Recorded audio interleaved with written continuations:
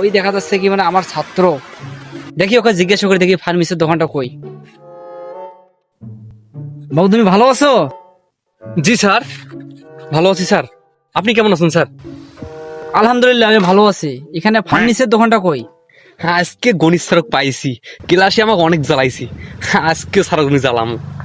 Sir, আপনি যেখানে দাঁড়িয়ে আছেন ঠিক এখান থেকে 282 ডিগ্রি অ্যাঙ্গেলে ঘুরবেন, ঠিক তারপর আপনি সোজা 45 মিটার হাঁটবেন স্যার।